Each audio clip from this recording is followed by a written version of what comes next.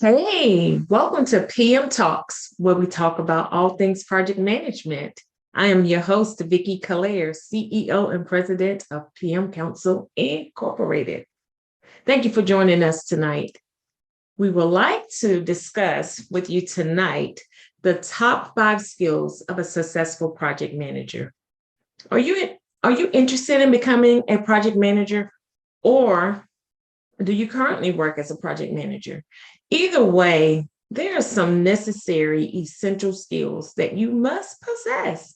And if you don't, there are skills that you can actually begin to grow into or develop over time, because these are skills that you should focus on and just really hone in to make sure that you are effectively managing projects. Okay, well, let's just get into it. So, these are skills that I have identified. I've been working in the project management space for over 15 years. And I definitely feel like I have an idea or a good understanding of what it takes to be able to deliver projects successfully. I have a proven track record of delivering projects within the requirements, within the time required as well, under budget, just meeting expectations and just becoming a successful delivery with the product or services that have been delivered. So let's think about it.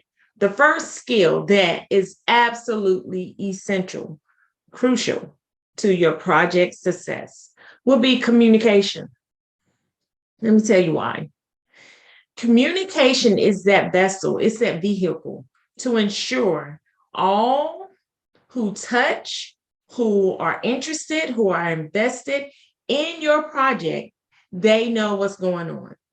It also enables you to effectively deliver the project because you're not only communicating to the people who have sponsored you or the clients who have sponsored your project, such as the business, someone from the business, or you're not only reporting to leadership, executive leadership, or middle management to let them know what's going on with your project, but you have to be able to effectively communicate to your project team. These team members that are on your team consist of developers, business analysts, architects, testers, you name it. Anyone that will make up that team that will be the resources required to be able to execute the project effectively. So if you have this project team, you have to make sure that you understand how to communicate with them. You set the proper expectations so that they can understand what is expected and they can deliver. So communication is important because you are communicating throughout the entire organization at various different levels. Like I said, from executive to even the users, people who will actually use the product or service. There has to be some sort of form of communication to the users. So from executive level, middle management, your project team members, down to the user community, right? It's important to be able to share what's going on with the project, effectively set expectations with your project team and even your stakeholders. Because think about it, all these people that I just mentioned, from executive leadership to users, they're all stakeholders. So just learning how to communicate across all levels with all stakeholders, right? Now, everyone won't receive the same amount of communication. Let's be clear, because your business sponsor may not care about the nitty gritty details of who's going to actually update the website, right? He just wants to know that, okay, the requirements have been met, and we've met the requirements by delivering what was expected and staying within budget. That's what your executive stakeholder cares about. So you won't meet with that person every single day. But now your project team members, the ones who are doing the work, yes, there should be some more detailed, granular level of communication.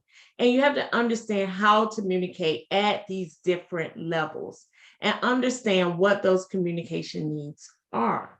Like I said, executives may only require a weekly status, a bi-weekly status, or a monthly status, depending on how long the project is.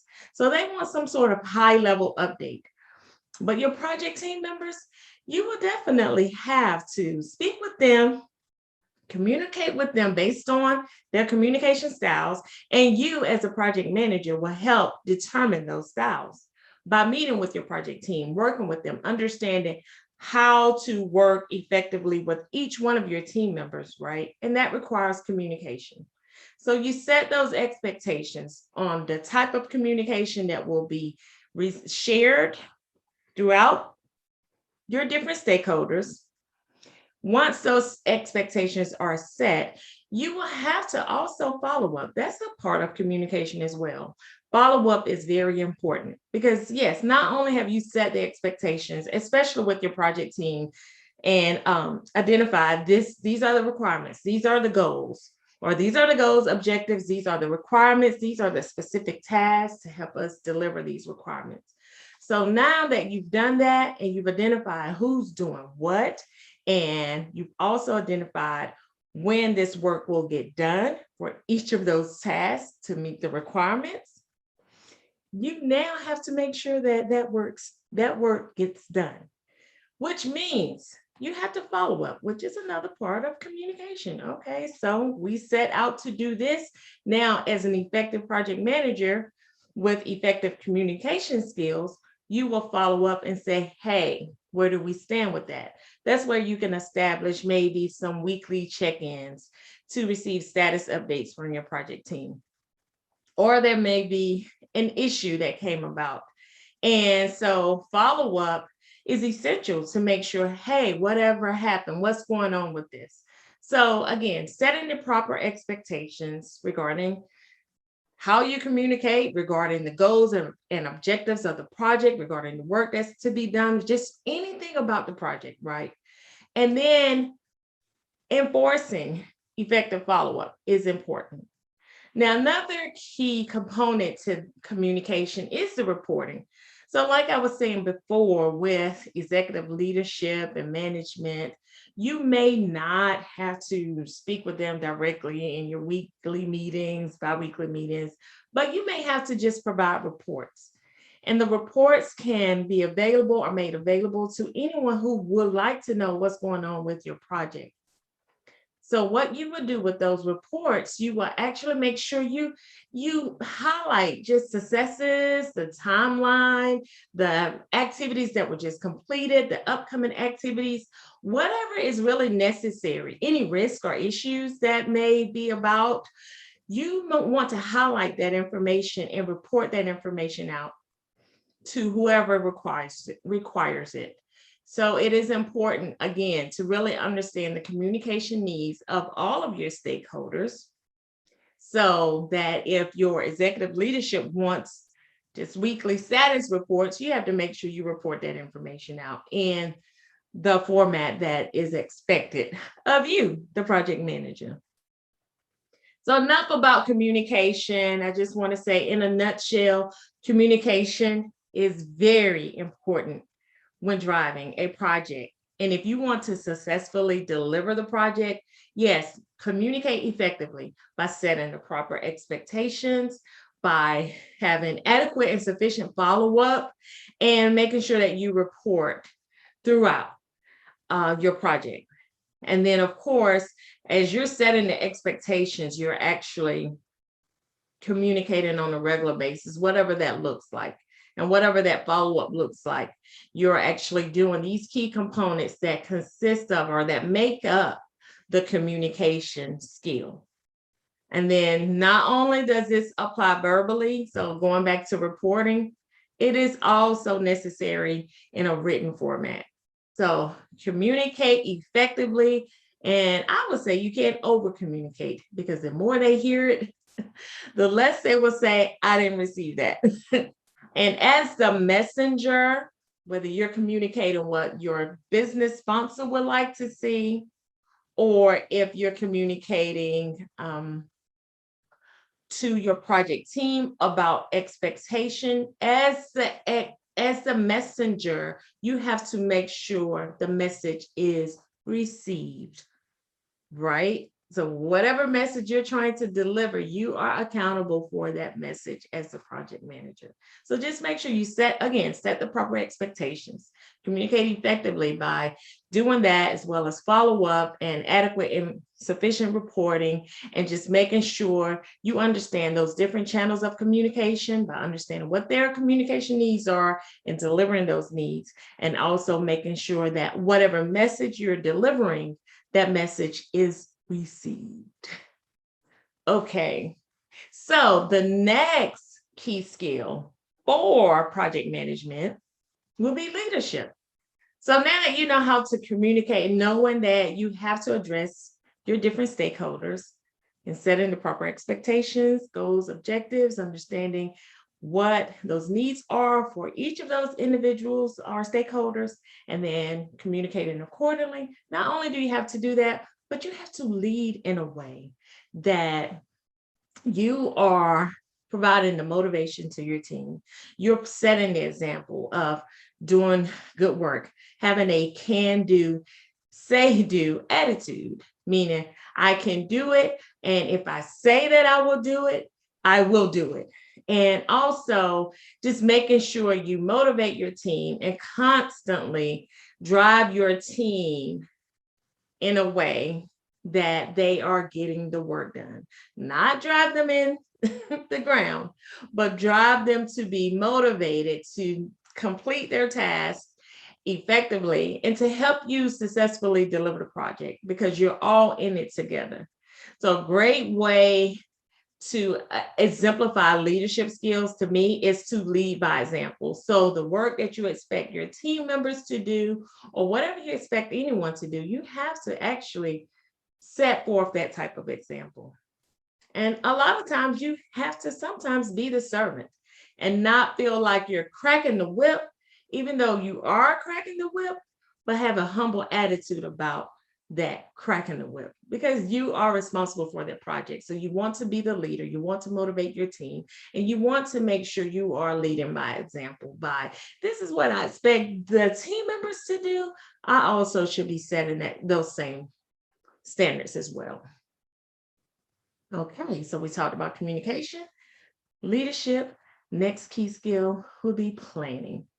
So what I want to share with you about this is, now that you know how to talk with all those players, those stakeholders, and you know that you have to be a leader, you also now have to actually start planning and working with your project team, which requires the communication that we talked about. So planning out, which consists of just, effective communication, understanding that your team members need to know what the expectations are, the requirements are.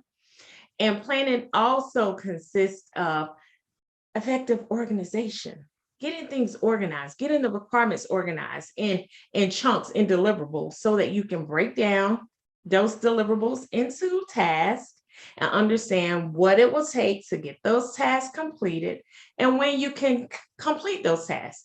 So going back to communication, that requires working with your team members and communicating with them well. Planning is a huge essential component as well.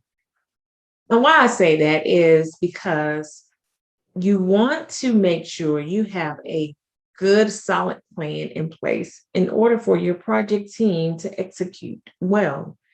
And so a plan or execution is only as good as the plan. So what you put into what is to be executed is what you pretty much will get out. Now, of course, we want to make sure execution is done properly, which is why we monitor and control while we're going through execution. But planning is important, it's vital, it's essential, because you have to have a solid plan. You have to plan it out. You have to understand what you're doing in order to get it done. And being able to have good planning skills is important. It's vital to the success of the project, just like communication, just like the leadership skill, just like now planning, which is our third skill. So you want to make sure you have a solid plan in place, and you do that by organizing.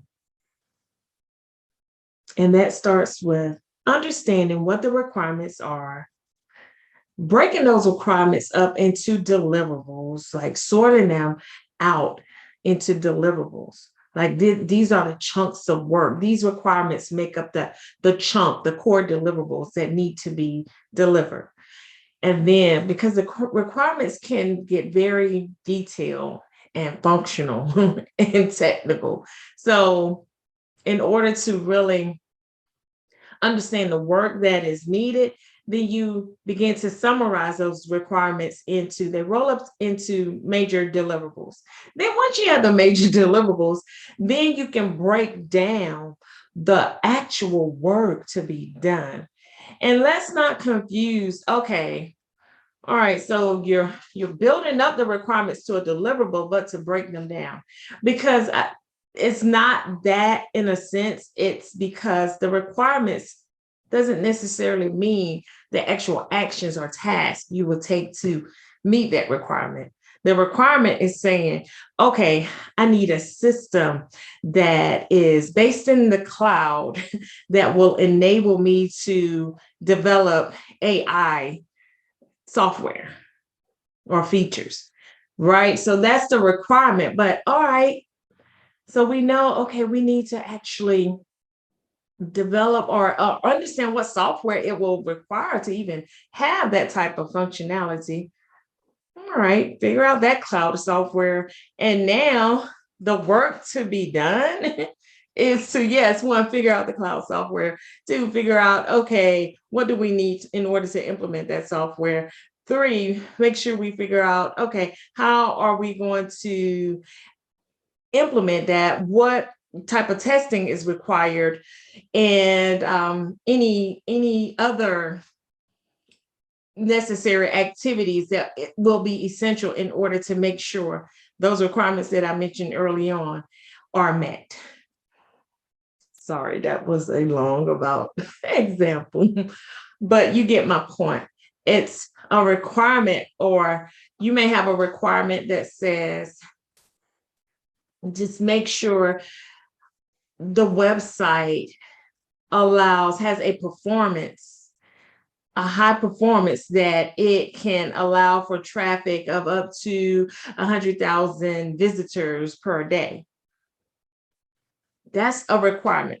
So you have to figure out how to make sure that website can meet that capacity.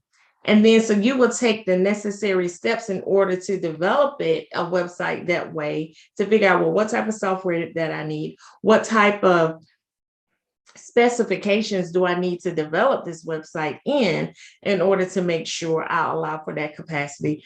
And then make sure we test. So there are so many steps to take in order to ensure that requirement is met. And so those are the activities, the steps. So don't confuse requirements with the task. The requirements tell you, this is what I want. And then you may roll those requirements in, because you may have similar requirements that align to a certain component or feature. But then once you do that, you make the alignments, or you understand the alignments, and you group them, and you determine what the core deliverables are, the core chunks of work. Then you break all that down. And again, I just went into a roundabout way of just really understanding what is required. What do we have to do? Your planning will help you figure out how to do it. So you're going to understand what we need to do, and we're going to plan out how we're going to get it done. Okay. And that requires organization skills. That requires the communication. All of that will help you plan it out. And you have to work with your team members in order to really build out a good, solid plan. As a project manager, don't try to go off by yourself and just build out a plan blindly, because whether it's your project team members or outside vendors that you may bring in, you have to understand the efforts and the expectations that the others can fulfill in order for you to say, this is what needs to be done. You may have an idea based on experience, based on your research, but you still have to get to who's doing the work and what would it take for them to get it done, so you can know how to really build out your plan more concisely. And it is also important as you're planning it out, like I said, understand what those deliverables are based on the requirements, breaking those deliverables down into activities, workable tasks, and assigning those to the resources, and then working with the resources to understand, or even backing up, working with the resources sometimes to really understand what it would take, because sometimes we don't know all the details as a project manager. So you need to work with the SMEs, the resources, to understand what it will take. So then after you do that, hey, resources, when can you get this done? You have to set reasonable deliverables, dates, due dates, timelines. And then that is just effective planning. And so do that as a PM. And once all that is done, go back over those details, review that project plan with your team, or timeline. Is really a scheduled timeline. The project plan, pretty much from a PMI perspective, consists of everything, but it's still a plan. It's a plan, timeline, schedule, whatever you want to call it. It's the details to get the work done. This is how we're going to get it done. And you can use any tool. You can break that down in a Word document and just have a table and just list out, have different columns in your table and just build out your table. That's a very simple approach. You can use Excel. Excel has rows and columns already in place, and you can identify the task, you can identify the deliverable, the task, the resource assigned, the due date. Just build out your schedule in Excel. Or you can work with various project management software tools, such as Microsoft Project. You can use ServiceNow. You can use Clarity, some of these enterprise-wide tools that just have the software and the features in place to just help you easily manage or plan out projects, right? But again, it's the tool. It's the tool. You have to use those tools effectively. But the focus we want to just really address is just making sure you build a good solid plan. And that consists of the collaborating, organizing, and breaking that work down, and making sure once it's broken down, it's agreed upon. And that goes back to the expectations. You set the proper expectations. This is really where the rubber meets the road, because now, hey, this is the work you're going to do. Task A belongs to John. Task B belongs to Susie. And John is going to get this work done by July 30th. Susie is going to get her task completed by August 15th. Some tasks could be done in parallel. Some tasks will be sequential. You have to do one before you get to the other one. So there may be dependencies. And I'm going into much greater detail. The point that I want to highlight here is effective planning. You have to be able to have good planning skills in order to really be a successful project manager. There's no other way around it. And like I said, all these skills that I'm discussing and sharing with you today, they make up what it takes to be a successful project manager.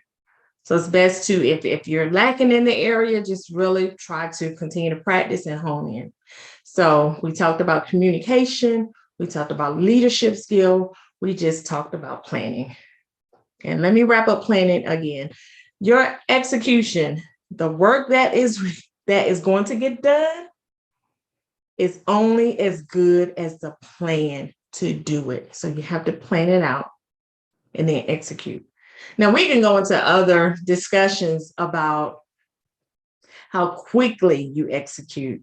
And that's where, because a lot of projects back in the day typically fell up under waterfall approach, so everything was staged out, planned out, just methodically, right?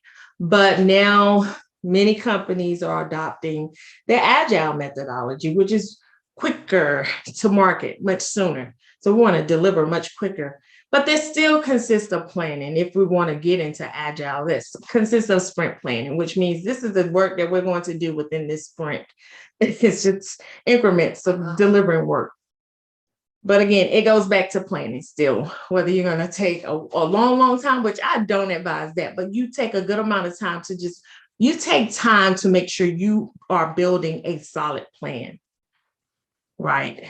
And that time can vary, but and based on the methodology that you're using, but you make sure the goal is to build a solid plan by gaining the consensus, by understanding the work that is to be done, breaking it down, gaining a consensus, making sure those who are doing the work know what they're doing. So setting the expectations again, which falls up under communications, and then agreeing. Overall, we're going to agree upon. We're going to agree on this plan, this schedule, this timeline. This is what it's going to take to get this work done. So then you can move on to executing or implementing the work that has been planned. Okay. So now that leads us into the fourth skill that is necessary, and that's time management. That means that goes back into your planning too. So you're going to build up an effective plan, and that plan is going to have your due dates for each of the tasks. And at the end of that plan or schedule, you're going to have your final delivery date. Some call it go live. It's just the date that the project will be, completion date for the overall project. There will be an ending date. Time management comes into play where each of those deliverables and tasks that should have some sort of date aligned to them, that you make sure that work is getting done in a timely manner. That goes back to the communication and the follow-up. So you agreed upon doing this task in this amount of time, you follow up and you make sure that your team members are on task with getting that work done. And so if you're following up throughout the project, that's going to help you. That's going to keep you on track to make sure you meet that end date. Now, there are some adjustments and some changes that may occur that you have to deal with accordingly. And there are different skills and functions, project management functions and topics that can help address those changes. But what I want to just really focus on is when you know what you're doing and when it should get done, stay on top of it, monitor and control to make sure time is being managed. And that goes throughout the project so you can actually meet the ending date of the project. And then that just goes throughout just any other work that you're doing. Just manage your time effectively, because there will be work outside of your project that you have to do in between. And so you still want to track that work that needs to get done so that you can make sure you're getting that done in a timely manner. So manage your time wisely. That way you will be able to be more effective. And then you will also be able to help lead your team to deliver their tasks and activities on time, because you are monitoring, you're controlling, you're following up, you're staying on top of the project, and you're making sure things get done. So set that expectation of managing time.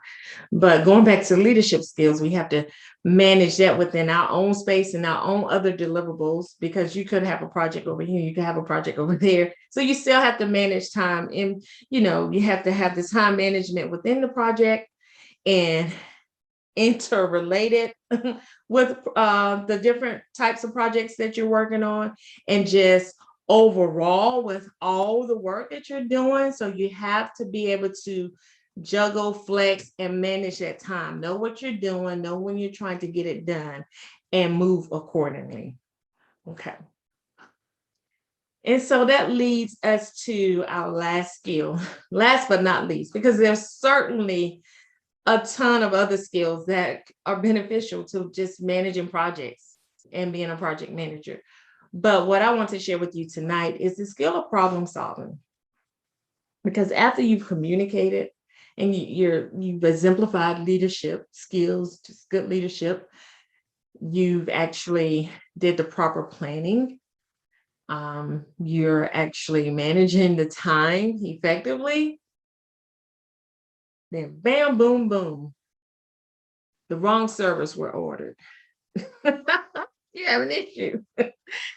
And so what you have to do is figure out what is the problem, what happened. Maybe you realize the problem that, okay, the software is not compatible.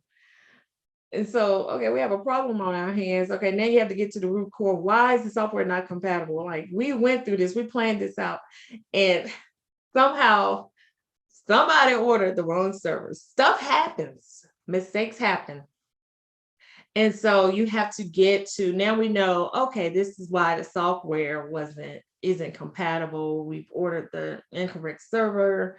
And so we have some sort of incompatibility issue. And now let's resolve. And so that's what I'm getting at, problem solving. So you have to, issues will happen. It's just, we can't escape that. That's life. Things will happen. So we have to get to quickly identify, recognize that there's a problem. And then also going back to that communication, don't be afraid to report. Hold up, stop, let me alert you, leadership, we have a problem. Now, sometimes you have to, I don't want to say be political, but yes, the first thing you need to do is just recognize what the problem is, present it to your team, go to your team and understand what happened. It just depends on where the problem lives, because you do want to report those problems, right? And let leadership know that we have something going on and this is how we're going to resolve it.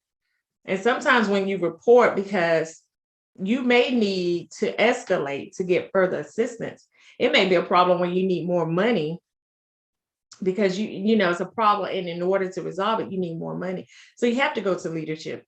So if you just let this drag out, leadership is going to say, wait a minute, when did this happen? So it's good to just be upfront. And when you're doing that reporting that we talked about in the communication skill, when you report every week, if there's a problem or an issue that occurred that week or during the week that's been addressed, you want to go ahead and call that out in your executive report, status report, or what have you.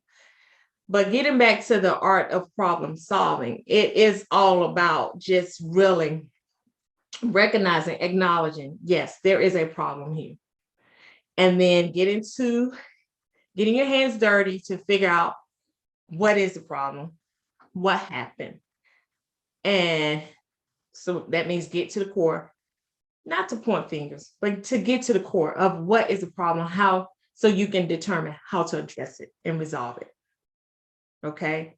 Because if you don't get to the core and know, well, what happened, you don't even know who to go to resolve the problem. So you have to really sometimes just dig and get to the core. Not sometimes, it's just essential. You have to really get to the core, the crux of the problem, so you can resolve it. So you can figure out, okay, what's the best course of action to get this resolved?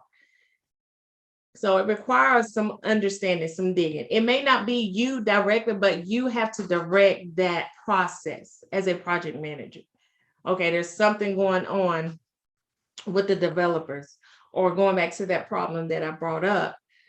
Okay, there's some incompatibility with this software, and everyone's testing it, it's just not working. So, okay, we understand it's not working, but you have to understand, well, why? So you have to do some digging to get to the point of why is it not working? And we have the wrong servers. And I know that may be way off, but I'm just trying to give you something just real quick that was on the top of my brain, just based on just me ordering servers today. So, or not me directly, but a team member ordering servers for a particular project. But and we can get into risk management as well, but sometimes you have to really just identify some possible risk that can happen, so you can just be ready to and come up with some mitigation strategies, or just be ready to be able to, even if you mitigate, be ready to resolve or eliminate the risk. And if the risk occurs, be ready to have a plan to, address it. But even outside of risk, like I said, once you identify that there is a problem, you get to the core of it. You can bring the team together. You can talk to, your lead architect, whoever's involved. You need to just go ahead and start addressing, following up, communicating so you can get to the core, and then making sure you're transparent about what's going on. Hey, it may be the first day that it has occurred, but you do want to make sure, hey, you let leadership or someone in your chain of command know that this is what's going on, but we're on it and we're going to address it. And then you may just have to give some sort of turnaround time to actually provide an update. But like I said, the skill here is problem solving, which means problems will occur. And you have to have the skill, the knack, the instinct to be able to address, follow up, get to the core so you can get it resolved. And it's going to take communication and bringing that team together, or bringing those parties involved to come up with some sort of resolution, because you're addressing it and you're doing the work it takes to actually figure out a resolution. A lot of companies and clients love the problem solving skills. It is a skill to have because it's much needed. Problems will happen. You can't just sit back and just wait for things to change. You have to get in there and figure out what happened. How do we get this resolved? Okay, so I have given you plenty to think about. And I just quickly want to highlight again the top 5 skills that I feel are required or necessary to be a successful project manager. And they consist of communication, leadership, planning, time management, and problem solving. Do you have those skills?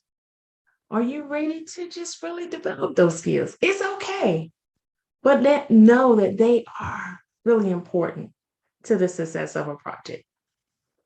So thank you for tuning in tonight to PM Talks. We appreciate the time that you've spent with us, and stay tuned for next week. But again, thank you for joining PM Talks. Good night. Tune in next week as we discuss how to build an effective project team. See you then. Thank you for joining PM Talks. Bye-bye.